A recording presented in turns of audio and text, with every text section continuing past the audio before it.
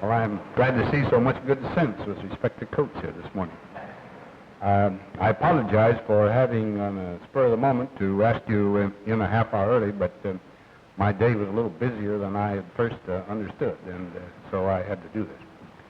I want to make a short announcement about the visit of Prime Minister Kishi. It's something to which the Secretary of State and I have looked forward. We believe that great opportunities are opening up for a great increase in understanding with our friends the Japanese to bring our interests into closer coordination as we pursue policies in the world. And so it is with very great optimism we look forward to very profitable talks with him while he's here. Incidentally, I'm being his host at a golf game this afternoon, and I do trust that the sun will cooperate a little bit to give him not too bad an impression of our weather. We'll go to questions. Clayton Moore of the United Press. Mr. President, in recent weeks, the Supreme Court has handed down some far-reaching decisions on the question of individual rights under the Constitution. Do you think the court has gone too far in protecting these rights at the expense of the law enforcement procedures of the Executive Department and the investigative functions of Congress? Well, I wouldn't want to answer that question in a specific nature that you, a specific way you seem to expect. Like all laymen in the law, I have my fixed convictions about these things, and I suppose they're on one side or the other very strong. But the actual decisions are being studied within the Justice Department. If there seems to be any action we should take through asking for legal action or any further tests of any kind, they will come up with it. But until that is done, I don't want to comment. President Ray here, NBC. Two congressmen who had breakfast with you last Friday said they got a different impression of the Girard case after being at the White House. They said the public would change its attitude after the full facts were out. Can you enlighten us any on this? Well, no, I don't want to say anything more about it than has been published, and for a very simple reason. This man is to be tried by someone, and I believe that it would be bad for anyone in official position to take advantage of official reports, publish things that might be refuted or at least doubt cast upon them in a trial. In other words, you could damage the man's case before his judge and jury. So I would rather not say more about it. It's been widely reported that Governor Stanton was reprimanded for exceeding his authority in the London disarmament clause. And it's also been suggested that these stories themselves may have limited his effectiveness at the negotiations. I wonder if you could tell us how you feel about Governor Stanton negotiating. Well, first of all, let's get one thing clear. He was not reprimanded. Now, in this question of carrying on international negotiations, we run into problems that are far from simple. Some are substantive, some are procedural and administrative. Now, I do this, Secretary of State participates, and then we have representatives over the world that represent us in many of these negotiations. Sometimes they are so far-reaching, so delicate, that you have to get people back frequently for consultations. This is one of those cases. And, of course, there was some feeling that maybe he was rushing too fast. We heard it rumored, talked it over, and I'm quite sure that no such difficulties will arise. Now, you say, how do I feel about him? I don't think his usefulness is ruined. He's a man that works hard, does his homework, is dedicated to his job, and I consider this whole question of lessening of tensions so important that we cannot allow anyone to stray off the path one single iota, taking any chances of. And that's the reason we have them back to talk to them so much about this. Lawrence of the New York Times. As a matter of policy, sir, when two important members of your administration in this case Secretary Seaton and Gordon Gray, take diametrically opposed views on a fast tax write-off for Idaho Power. Were you brought in to resolve the difference? Well, in this case, I wouldn't be brought in because one is responsible and one is not.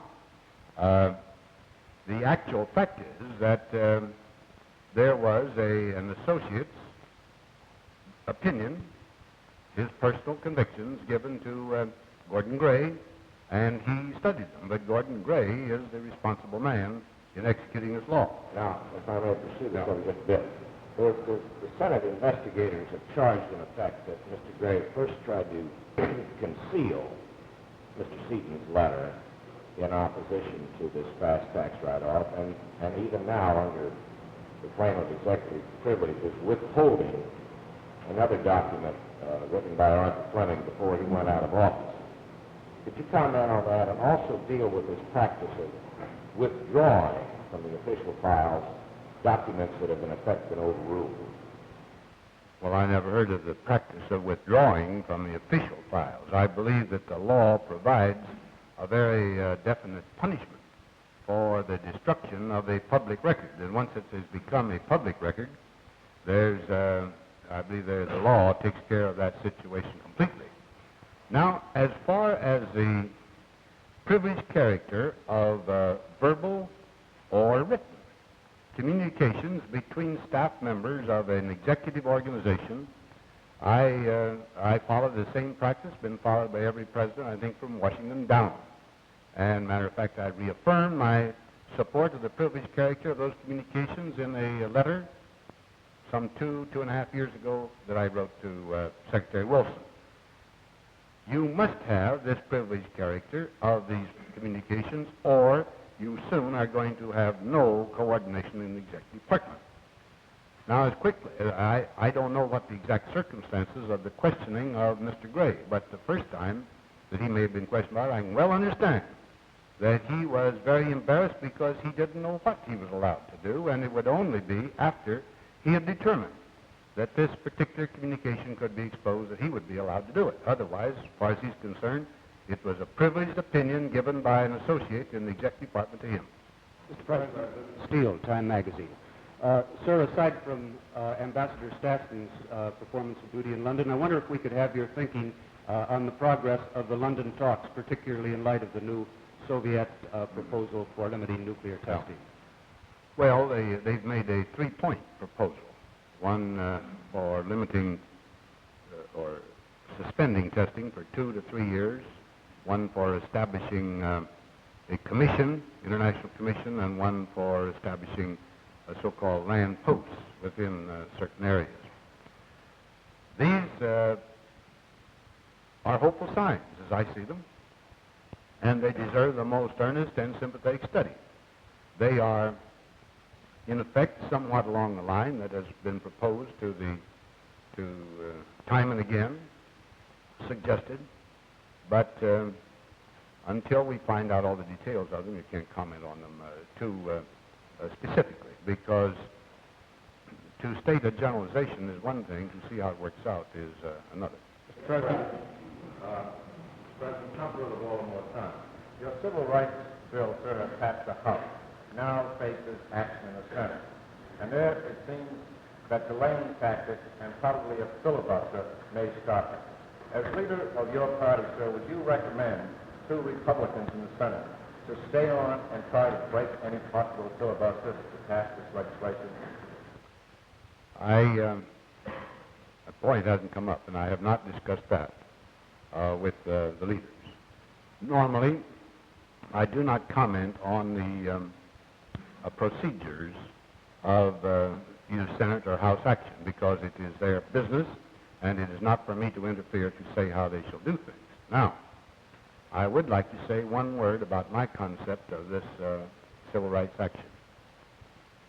That civil rights action bill was designed and conceived in the thought of conciliation and moderation, not of persecution of anybody. It seems to me that after the unanimous decision by the Supreme Court about segregation, that many things could have happened. You will recall that at that time I was asked questions right here in this group. Did I contemplate sending the Army into the South to enforce this decision? There was a great deal of stir, and it was time, as I saw it, for moderation and the development of a plan that everybody of goodwill could support. Now, I have been very badly disappointed that some people see in this program an opportunity to disturb their own rights or to interfere in their own social order in an unjust and improper way. To my mind, this is a very moderate, decent thing to do, and I hope that some thinking on the part of all of us will lead others to believe the same way. That's the gentleman. President, Lloyd Schwartz, Fairchild Publication. Suggestions have been made that you convene a White House conference on urban renewal, similar to the White House conference on education, which would deal with urban problems such as traffic congestion, housing, parking, and so on. I wonder how this strikes you, whether you think it would be beneficial. I have to meet with the governors on the evening of January or June 24th. I have to. I didn't mean it that way. I'm privileged to meet with them. And one of the things I hope to talk to them about is the relationships between the state and federal government. Now, whenever a conference of mayors comes to me to talk about urban renewal, I have the uneasy feeling that the state echelon of government is subjected there to a two-pronged attack, one from below and one from above. The state is being ignored. I am very well aware of these urban problems, of everything from traffic to slum clearance, the rest of it, and I'm hopeful that things will be done. And I do find that the governor's conference is itself moving to see whether it can't devise ways and means of helping. I don't say that the federal government doesn't have some responsibility, but it certainly doesn't have the whole in this area. President Morgan of ABC. Mr. President, this may sound like a silly question, but I certainly don't mean it so. Apart from the suffering, what do you think about when you're sick?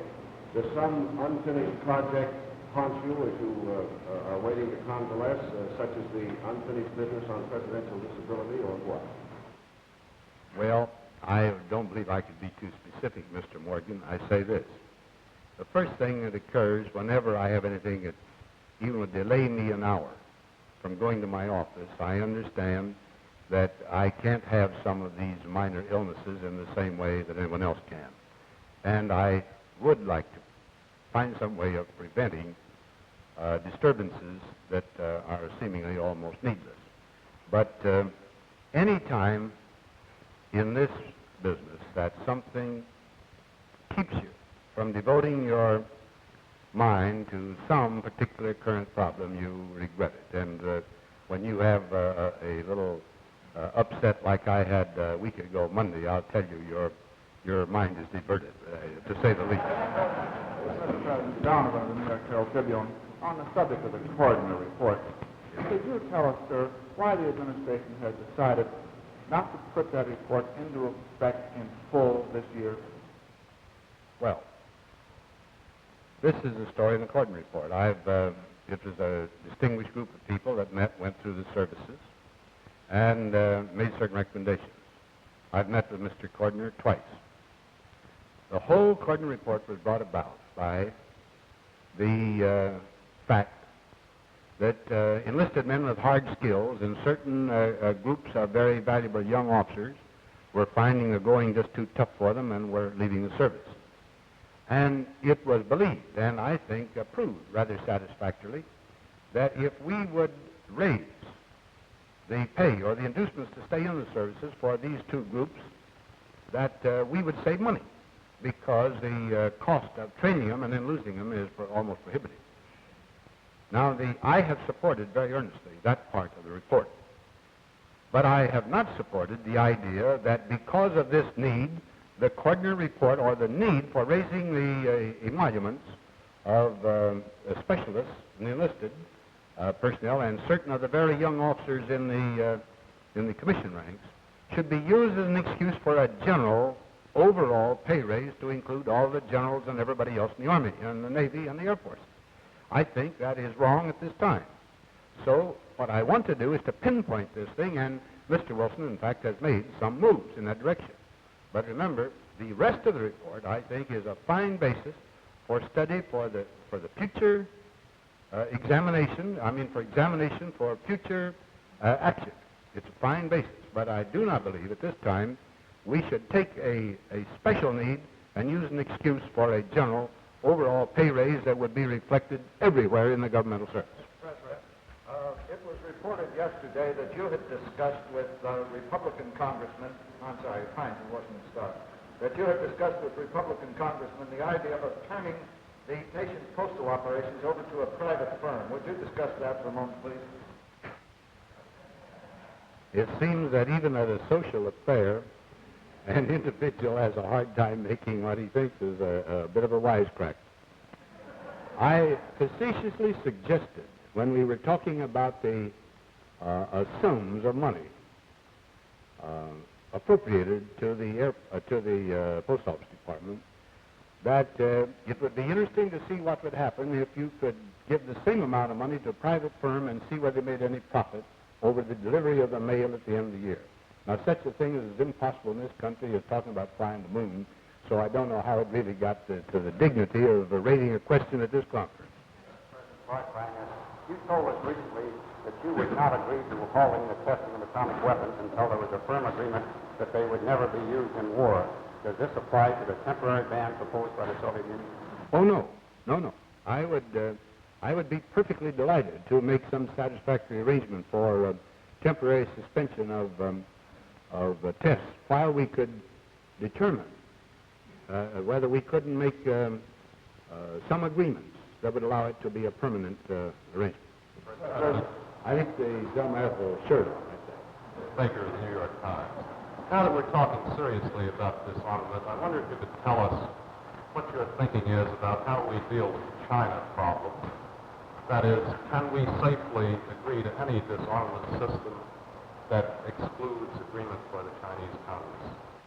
Well, I don't think in the first instance that would have to be too important a factor. If all other countries made agreements that you knew were to be observed, the industrial power of China is not such as to make it a great factor in disturbing a worldwide disarmament agreement at this time.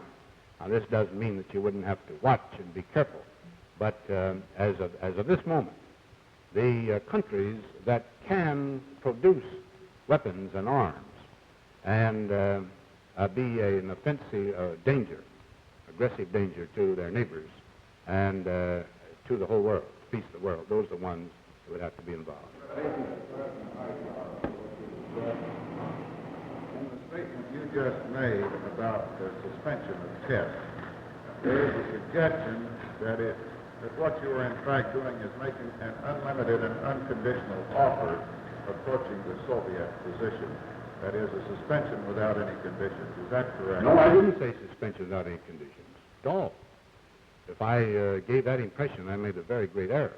It would have to be suspension under such a method that we both knew exactly what we're doing, and then, as I say, using that interval to work out something in which we could have real confidence.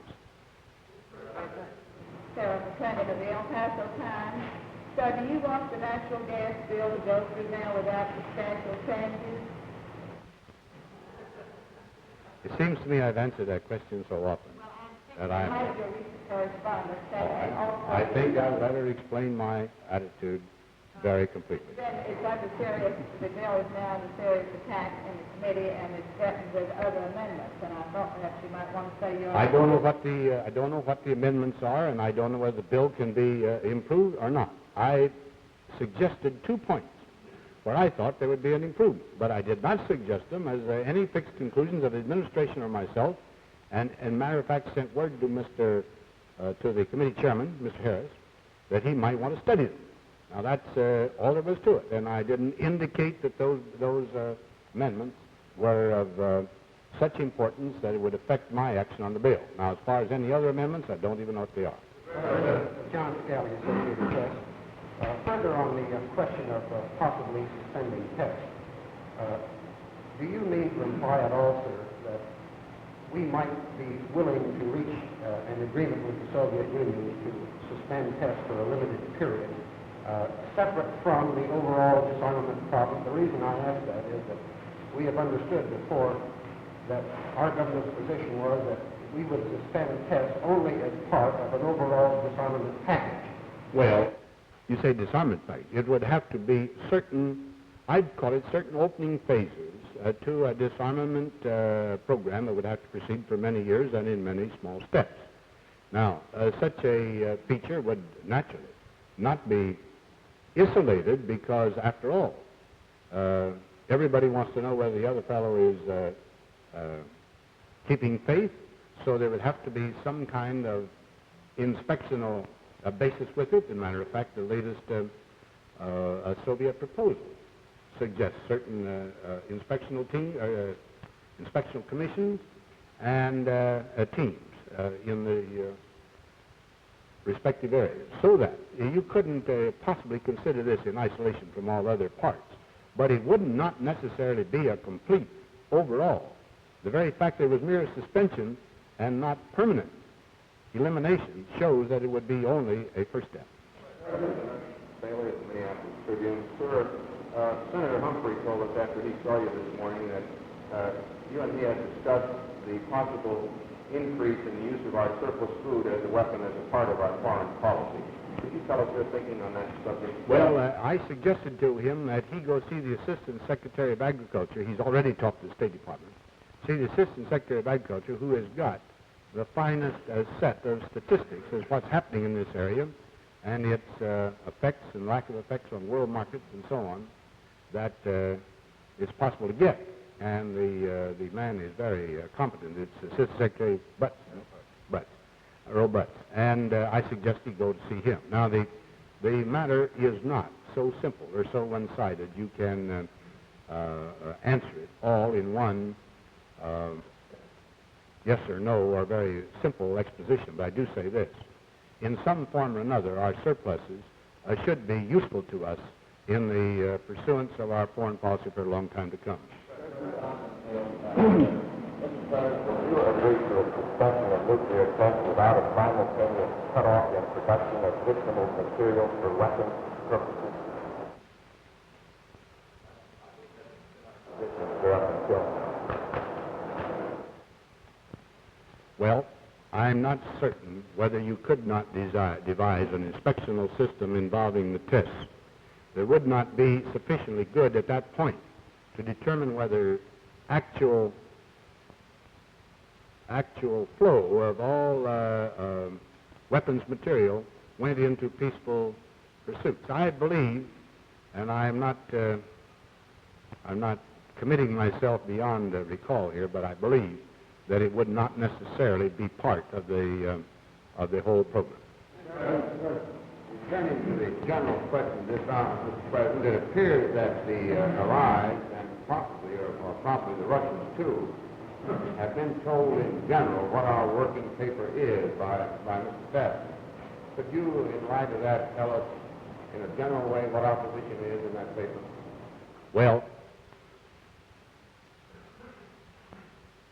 I think I should not talk too much about the point. As a matter of fact, it's a paper that I've studied. I assure you that I'm intimately acquainted with it.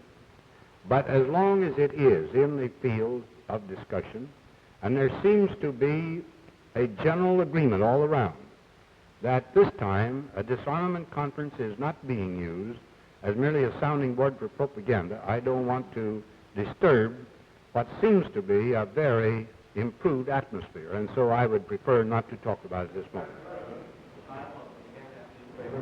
Getting back to the surpluses, there are reports that you will recommend a new farm program to Congress next year. Could you tell us anything about that? I can merely say this, that almost every week we get a new presentation in the Cabinet of some of the difficulties in this whole field, and a certainty that not everything is working as you would hope it would.